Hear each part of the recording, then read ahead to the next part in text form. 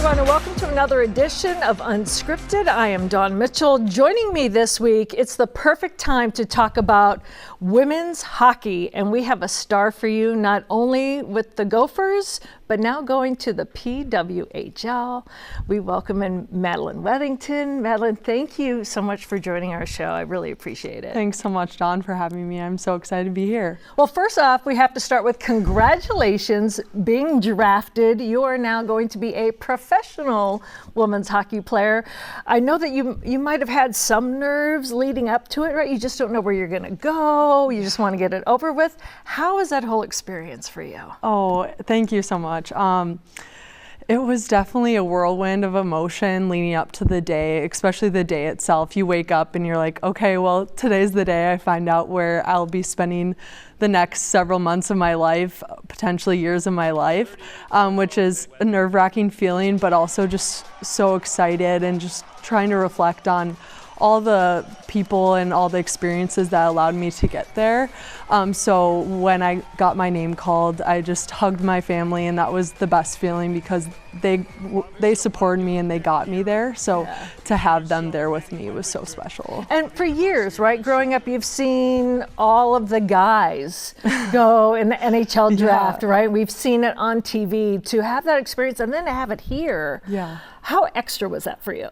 Oh, I know. I really couldn't have dreamed about this moment because it really wasn't an opportunity for us growing up. So to be able to reflect and now have 5-year-old girls be able to watch the draft and dream for themselves to have that opportunity is just so phenomenal. And to have it here in the state of Minnesota, when they announced that, I was like, oh my gosh, it's just a dream come true. It's just so perfect and well scripted for my whole entire family to be there, and have the local fan support here as well was fantastic. And many people at home may not know, but your family is jam-packed with hockey players.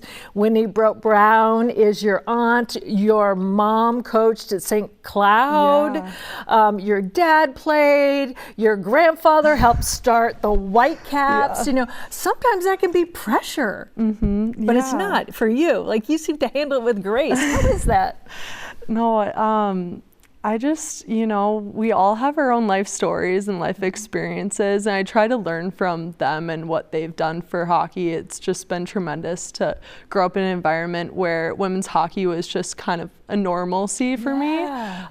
So being able to continue that and play professionally was a big reason why I decided to play, because I knew how much they had put into it and improved, and seen how it's grown in the past 20-30 years. So having that opportunity to hopefully inspire the next generation and leave it in a better place than when I received the game is really special. And your sister plays. You've been teammates with her. How is that relationship too, and especially the support you guys have given each other, and the competition, I'm sure as well, right? Yeah, no, it's been such a dream for the both of us to have the opportunity to play together at the University of Minnesota.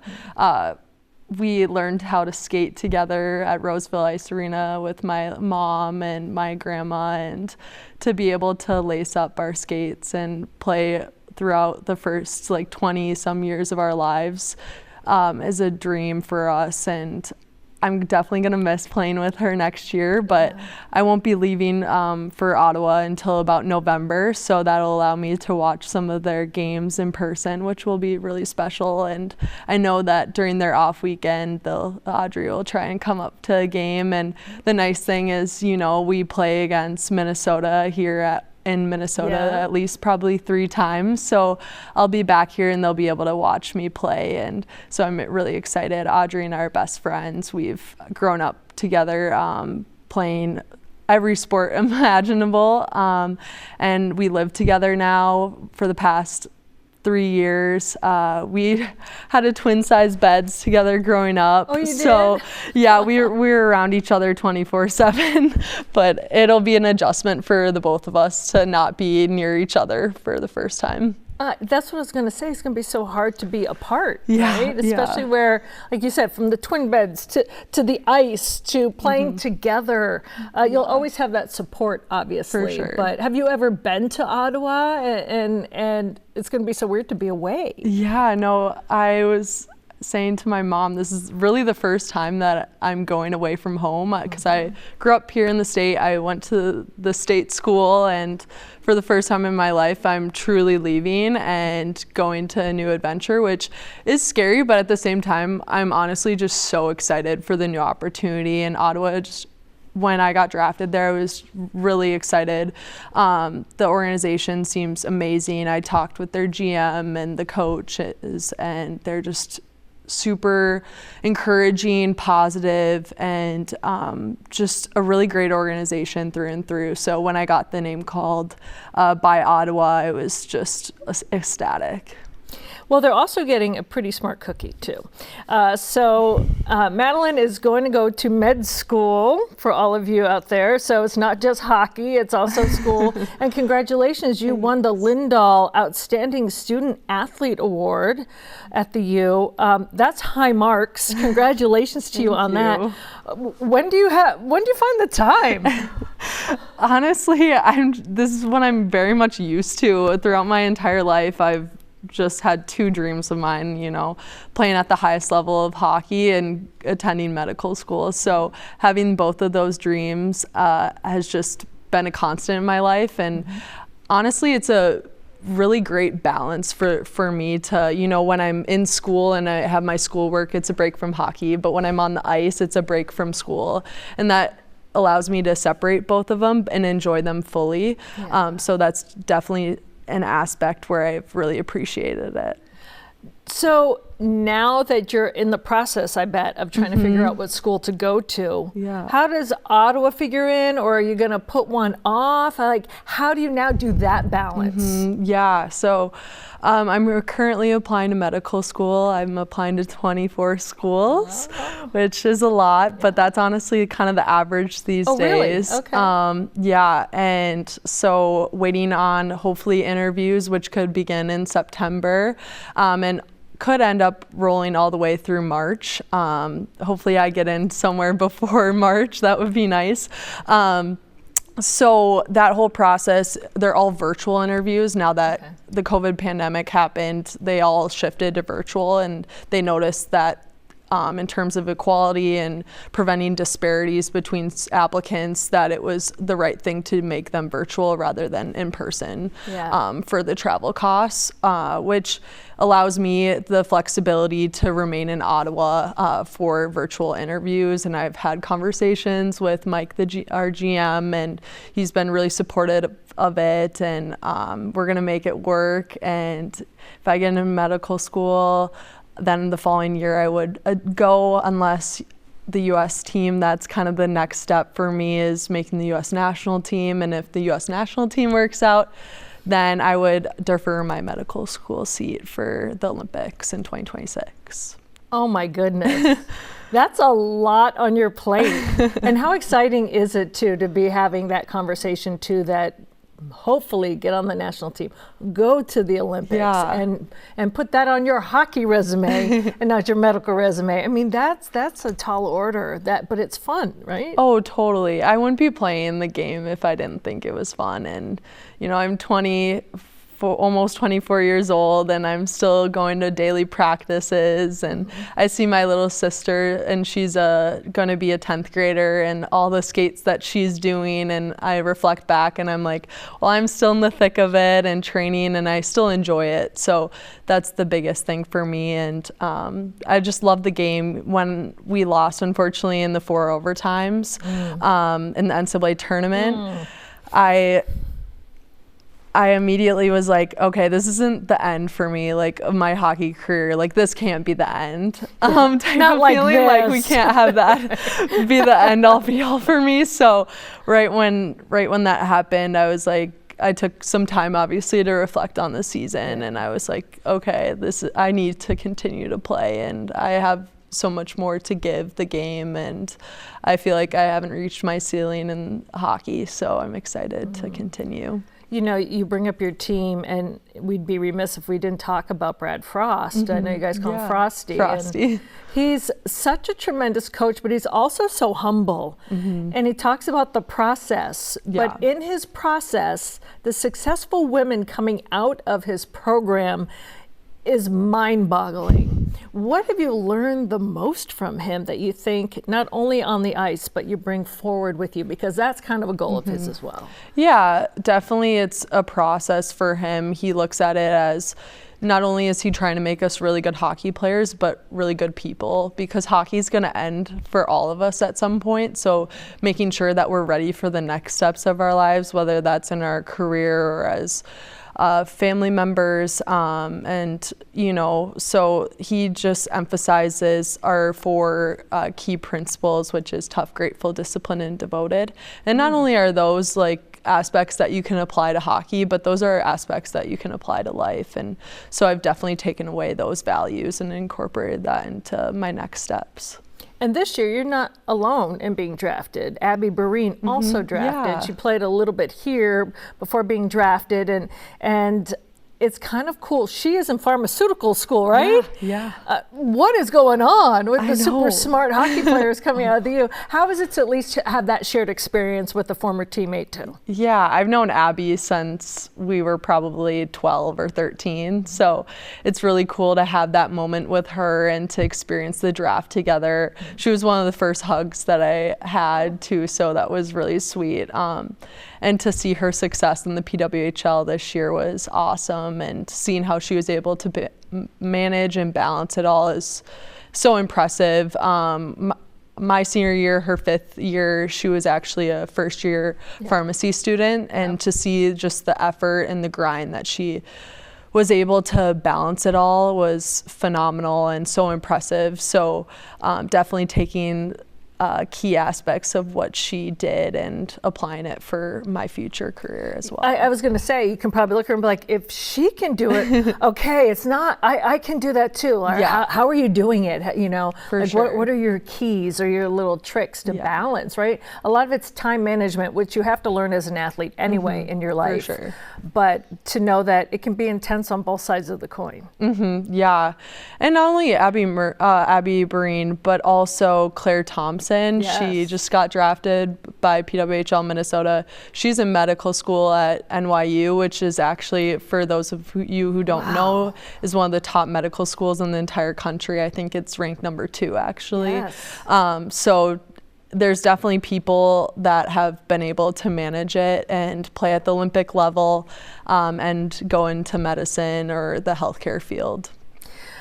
When you also look at the bigger picture, you know, here you are, Minnesota PWHL wins the first ever Walter Cup. Then you see not only Natalie Darwitz, but Chrissy Wendell-Pohl get elected into the Hall of Fame.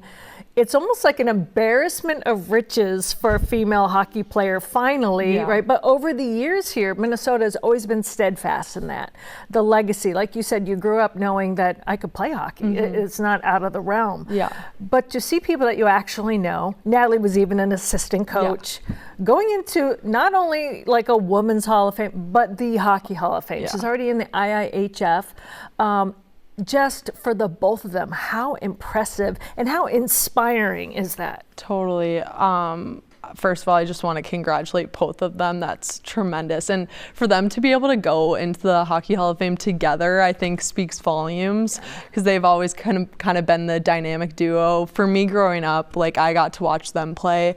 They were the idols for me. So it's pretty cool to see them get rewarded for all their hard work that they did to especially get the University of Minnesota program on the map and win those national championships. Having Dar behind the bench for 2 years was phenomenal. She's just such a great hockey mind, and I've interacted with Chrissy quite a bit. Her daughter plays with my little sister, so she's great. They're both fantastic role models, and just so happy for them. What is maybe the one nugget like that you learned from, whether it's Natalie or whether from Brad, that, you know, I mean, you know how to play the game. But like, kind of like, oh, this was okay, like an aha moment from any of them in coaching, or whether it's how to balance things or take things lighter or more serious? Was there one thing?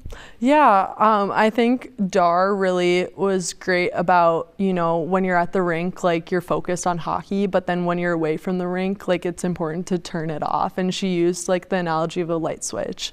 You know, when you're at the rink, like turn that light switch on, like be ready to go, be ready to compete. And then it's important, like you can't leave the lights on all the time because it just drains your energy. And so it's important to turn it off and then get away from hockey and get involved with other things. So actually talking with the Ottawa coaching staff, like they're super great about that, and they're encouraging me to get into my volunteer work and do my research and continue to do those things to get away from the hockey rink. I love that analogy. Yeah. Because if you're always on, right, you're going to drain, or it's going to be expensive in one way or the other, right? You're going to pay the bill at one point. Yes. So let's turn the switch off for a little bit. Okay. Before we started this interview, you were telling me about this upcoming trip you're going to take to Montgomery, Alabama, and Selma, and how you got involved. And I'm kind of everyone in my family loves history, so when you started telling me, I was like, oh, can you explain it to us what that is? Let's talk about turning the switch off from hockey for a little bit. Yeah, so I am the president, or I was the president now, of the Student Athlete Advisory Committee, which is essentially the student body government for the athletic department. And so I got involved a lot with the Big Ten Conference and a lot of the initiatives that they're doing. And one of their biggest events that they do is called the Big Life Series trip, which takes place every summer in Montgomery and Selma, Alabama, where they invite roughly 4 to 5 student athletes from each of now the 18 Big Ten institutions, as well as administrators and coaches and staff members, to travel down there and to get immersed in all the civil rights history, to walk across the bridge and visit all the museums there, and to have really honest and open conversations about race and diversity and equity. So it's important that I went on that trip. I felt like, you know, as a future medical student, I felt like, you know, I need to expose myself to all the different histories within African American civil rights movement, and I felt like, you know, this is a great opportunity for me to do that. Yeah, and it's so enriching to for sure to first of all, Ottawa and Minnesota is still north, right? To find a different whole section of not only the country, history, how other people live, and like you said, you're going to at some point be a doctor and dealing with everyone. Yeah. Is there anything that you're like, that's really what I wanted out of that? Yeah, I guess my sister and I are pretty frequent volunteers at Loaves and Fishes, which is a nonprofit that we serve meals to those experiencing homelessness or just need the resources in order to get food on their table. So I've been exposed to a lot of underserved communities within the state, and having the opportunity to go down to Selma and Montgomery, which, as I've been told, is a lot of underserved, is a pretty underserved community. I found that to be super valuable and enriching for me. So looking forward to that opportunity. And walking over the bridge, right? And just kind of reliving history in a different era and a different way. Yeah, definitely gonna soak in that moment. I'm a history junkie as well, so going to like Washington D.C. was really cool for me, and so having that opportunity will be really special. Well, what I really want to end with is, you said something powerful at the beginning, that not only was hockey not foreign to you, but women in leadership roles, like your mom as a coach, you know, your aunt, like you just have very strong women role models, that finding your voice, finding your strengths, playing whatever sport you want is just a normal view. And you mentioned like the younger girls now that will be following you. You've seen them at Gopher games, you've seen them the whole time. Just how important is it that you've had that role model and now you can become that and just kind of pull some other younger women forward. Yeah, no, I'm a strong believer, and if you can see it, you can be it. And I think that just solidifies like my life experience of having people where I saw them playing women's hockey, and you know, I was like, okay, well, I can do that, right?